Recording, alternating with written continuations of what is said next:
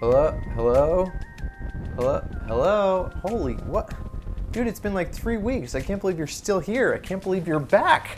I can't believe I'm back. I'm back, and I want to let you guys in on a little bit about where I've been, what I've got coming down the pipeline, why I've been gone. But before I do that, yes, today's video, the crux of it, the bulk of it, is a recap of your comments, the best comments from all the videos that I put up in June. And so if you don't want to watch any of the other stuff about kind of what I've got in the works, you can go ahead and just skip to this time right here. And for the rest of you who want to watch, let's settle down and let's talk for a minute. Okay, so it has been almost 3 weeks since last time I put up a video. The last one I did was that 7 style hacks in 90 seconds. That was on the 22nd of June, almost 3 weeks ago. Go watch that. It's a fun little show, don't tell type of video. But anyway, I just needed a break. And it wasn't necessarily that things weren't going well. Things are going really well, but it was just because I needed to refocus on what it is that I want out of this business and what it is that I can best provide to you guys out of this business. Because I've been in my own head a little bit, and let me tell you why that is. I mean, the whole men's style corner of the internet largely consists of videos that they're fairly similar. It's basically 5 steps to do this, or 10 summer outfits, or things like that. And don't get me wrong, there's nothing wrong with those. They're a great way to start, and there's a need for that. And I love the guys. I'm friends with most of the guys who are putting out this kind of content, and for the most part, it is great content.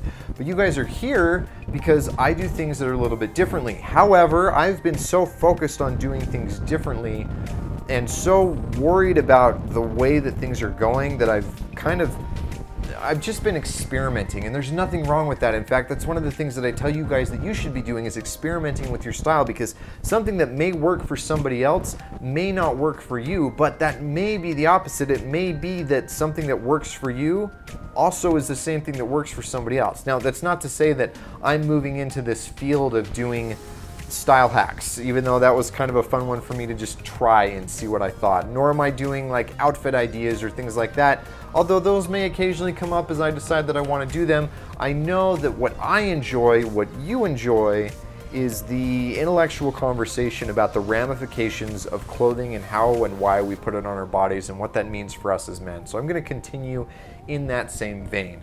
I want to continue to play around and experiment with what different videography, more visually interesting introductions or different things like that look like. What I don't know what that looks like. Now, the other thing is that I have to look at it from the perspective of what grows my business, and ultimately what benefits me and my family and benefits you guys. And YouTube is a wonderful, wonderful medium, and it continues to provide so much value to so many people, but YouTube is not forever. I mean, I can't imagine if 15 years ago, if I would have started this business, if I would have had it in my head that somehow I'd figured out how to monetize MySpace, and MySpace was going to be forever, because clearly that's not the case. And anybody whose entire business is built around MySpace or YouTube or Facebook or any other particular social media platform, we're just shooting ourselves. And so the business has to be bigger than any given platform. And so what does that mean for me, and what does that mean for you? Well, a couple of things. One thing that I've alluded to and I've teased a little bit, and one of the reasons I've been gone for the last 3 weeks is because I've been putting more time and energy into both of these. The first one is the book. Now, books, as much as technology could have, and arguably from some people's perspective should have killed the book more than a decade ago, it hasn't. Yes, we may get them in different forms. You may read them on a Kindle, or you may listen to them on Audible, but the idea of a book, of a long form book, still exists and still has value and benefit. And so I'm mostly done with my book. I've got an artist who's working on the cover art. I've got an editor that I'm working with to kind of get everything finalized. I'm hoping to have this finished and out to you guys within the next couple of months. But it's tedious, and it's really difficult for me to be able to do YouTube content and work on the book. And this third thing, which is the main way that I'm building the business and actually making money for my family so we can eat, because you guys know, I mean, I'm at like 19,000 subscribers. Ad revenue on YouTube alone does not bring in the bacon. The main way that I've been making money and offering the most value to the guys that I've been working with is by doing one-on-one coaching.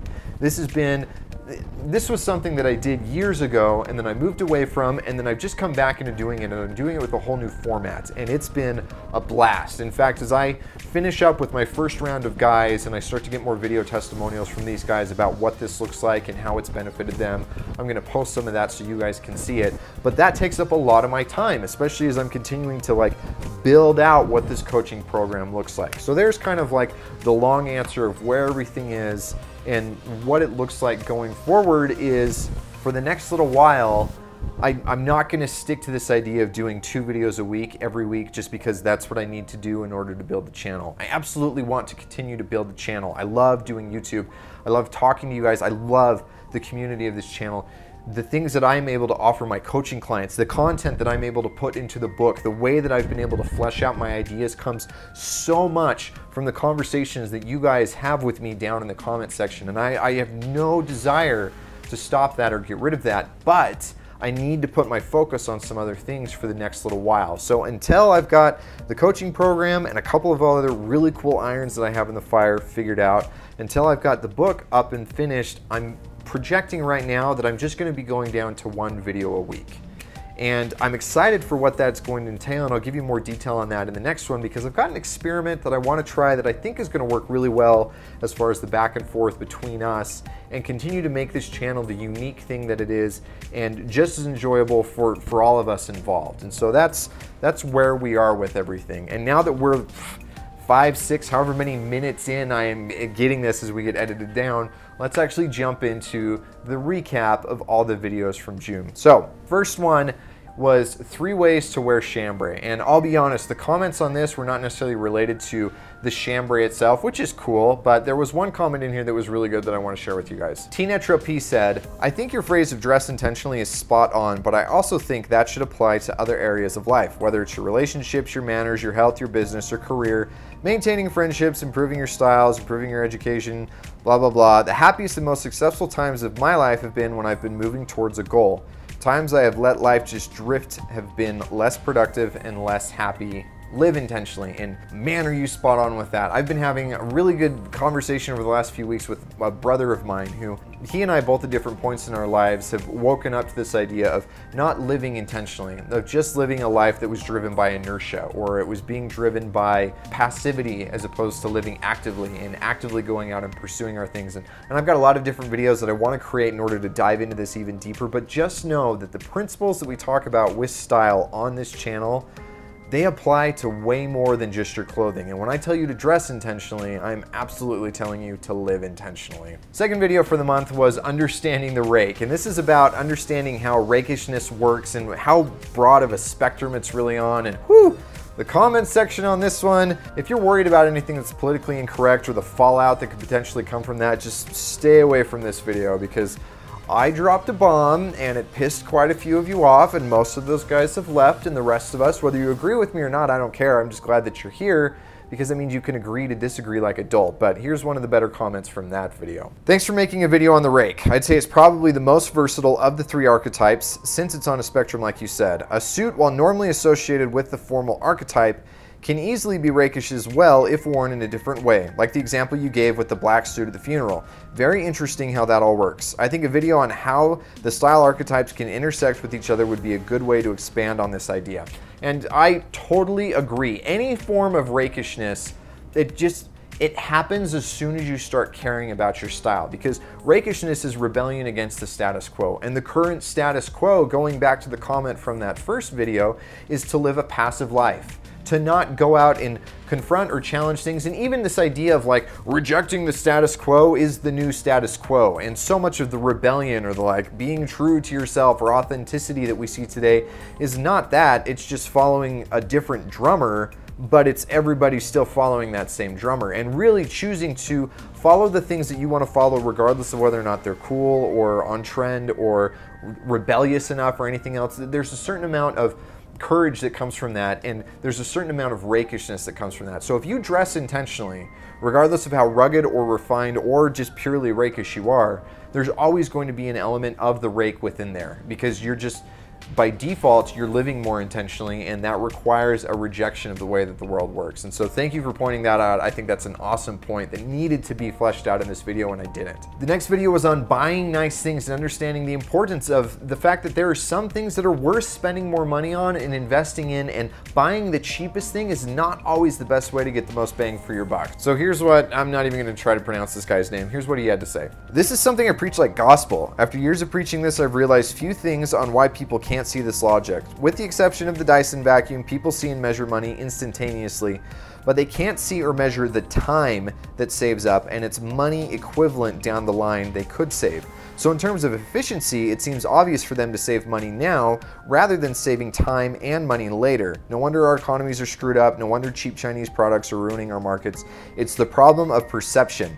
It really takes a certain mindset to truly appreciate nice things. I'm really glad you made this video. Finally, I got the validation I needed on this. And I love this understanding of the difference in value between money and time, because time is finite. And the thing is, you can use your time to create more money, and you can use value to create more money. Money, that's not a zero-sum game, but time, you don't get, no matter how much money you have, you don't create time out of thin air. It's not like billionaires all of a sudden have 30 hours in their days, or they have years that are 400 days long. They have the same amount of time, and arguably a lot of them have less time because you have no idea when you are going to go. And so if something can save you time and therefore offer you the ability to inject more value into that time that it saves, then it's worth spending more money. And so being able to understand the relationship between those two can be hugely critical, and it should be factored in when you're determining whether or not you're going to make a particular purchase. Okay, following video was The Secret. So it was such a good clickbait title, The Secret of Effortless Style. And in this one, I talk about the 4 quadrants of effortlessness and mastery, and how the only way to really get good at something is to suck at it and continue to muscle your way through sucking at it. So here's what Peter Pone had to say on that. Most people only put in the effort when it comes easy to them, and they will come up with entire narratives to avoid failure outside of their comfort zone. To a skinny intellectual, a bodybuilder is just a stupid, vain brute. To a self-proclaimed manly man, a guy wearing a pocket square is just a fruity fashionista. Of course, you can't achieve mastery in everything, but you should always try to counterbalance your strengths by improving your weaknesses.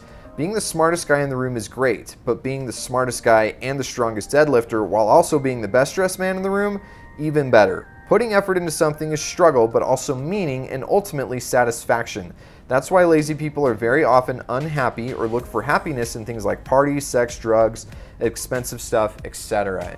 I just, again, I gotta say, I love the way that you guys think about this stuff in the comments that you leave, because I totally agree with you, Peter, that this is the ability to get yourself through the struggle and the ability to understand that, and I get that there are some people who feel like you can benefit more by maximizing your strengths as opposed to just trying to like bring your weaknesses up to a neutral. And I certainly get that, because you can't be perfect at everything. And if there's something that you are really good at it, then it's worth continuing to get better at it. But if something is a true weakness, it's not a neutral, but it's a weakness, then it can have a negative impact on what those strengths are, and it becomes zero-sum. Whereas if you can just take those negatives, those weaknesses, and at least get them into neutrals, then they're no longer dragging down those things that are strengths. And if you can find that maybe you actually really are naturally good at something and it can become a strength with just a little bit of effort and a little bit of willingness to go through the suck phase, then that becomes a talent or a strength that you would have never been aware of otherwise. And so rather than sitting on the sidelines or decrying something that you're not good at as useless just because you're not good at it, have some self-honesty and recognize that maybe you don't like this thing just because you're afraid of sucking at it, and it's worth it to at least try long enough to know if it's something that can become a strength for you or not. Okay, the following video is about style and self-respect, and in this one I made the comment that I don't believe that everybody has value equally, and that the more you can create value, then the more self-respect that you deserve. And I'm actually really grateful for this comment, because this is one that challenged me a little bit, and I wanted to provide some clarification on that point. So here's what he had to say. With this stance, wouldn't your worldview extend to saying those born with special needs don't have value? Would this worldview suck knowing you don't and can't really live up to the moral and achievement standards you should be living up to? And I love this question because it takes a concept and it tries to flesh out whether or not it's applicable in all situations. And honestly, that's the way that you should be thinking about things, is you try to understand a principle, and one of the best ways to understand the value of that principle is, does it apply everywhere? And the only way that you can either justify that or figure that out is either A, it's a bogus theory, or B, there's something that is involved in the application that from your perspective of where you're seeing it may not apply. So given my example of value is not something inherent that everybody has, therefore was somebody who is special needs or is incapable of building or creating because of physical or mental or emotional limitations, therefore do they have less inherent value? To dive in, I guess, a little bit more deeply on this from my own personal perspective, being a religious man, and whether you believe in God or whether you just believe in the value of human beings in general, I think it's irrelevant, because there's the difference between somebody having innate value as a person and somebody having value that they can offer to other people. Now, just because somebody with special needs, somebody who, let's say somebody who has Down syndrome, is not going to be as capable of an athlete as somebody who doesn't, which is why we have a special classification within the Special Olympics. Now, does that mean that those people who compete within the Special Olympics as opposed to the other Olympics are therefore less inherently valuable to humanity as a whole, or in God's eyes, or in a person? Absolutely not. Absolutely not. Now, the quality of their performance may not be as good, but when you can factor in their tenacity or their sportsmanship or their drive to get things done, or these other things that have value beyond just the ability to perform a given sport, then they have just as much, if not more value than a lot of other people who just decide to just coast. And so it doesn't matter what level you start at. Your value comes from how much you push yourself beyond that level. Yes, we all start off with some of it, but those who have and are more valuable are those who push themselves beyond whatever that inherent value is. For you guys who are Christians, just study the parable of the talents. It doesn't matter if you're given 1 talent or 5 or 2, as long as you're building upon those as opposed to just burying those talents, then that's where your value really increases. And so no, my worldview does not preclude anybody who can't dress well or who can't do this or can't do that just because they're incapable of doing so, as long as they're continuing to push themselves and better themselves, and that's where their self-respect will come from. Thank you for the challenge. Love that comment. The last one was with gym style, and with this, just kind of a snarky comment from McGiggity, who said, I will never wear a $68 gym shirt. And the reason that I'm including this comment in here is because I know that a lot of you guys feel that same way. And I would feel that way about certain things. I don't think I would ever pay $15,000 for a cheeseburger. I don't think that I would ever pay $1 million for a plane ticket. There are obviously certain thresholds about where the value becomes worth it for you. And the question that I asked him in the comment section is the same question that I will ask you is, okay, why not? And where is the line? Because let's say that cheeseburger example, if I can eat that cheeseburger and it's the fountain of youth and I no longer have to worry about my body aging or going out of shape or anything else like that, I would absolutely pay $15,000 for that cheeseburger. Or if that plane ticket were $1 million, but it was to go to Mars because I had the ability to actually go there and explore and be one of the first human beings to be on that planet, and I had the training and everything else to do it, absolutely I would pay for that, because now all of a sudden the value is there. For me, with these Oliver's Apparel shirts, that $68, it's worth it because of the increased performance and because of the increased comfort, the increased durability, the increased style. All of that to me makes it worth it.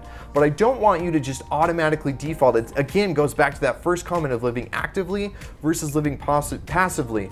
Don't go to the default of that's more than I've ever spent, therefore that's more than I'll ever spend, and I'm not going to think any more beyond that. Challenge your own perceptions and think about why that is, and maybe if you're wrong in thinking that way about that or about anything else. All right, guys, that is it for the recap for June. I'm excited to be able to show you guys what I've got coming up in the future. As always, leave your comments below. I know that some of these comments and some of my responses are going to spark a conversation, so make sure you leave that down there.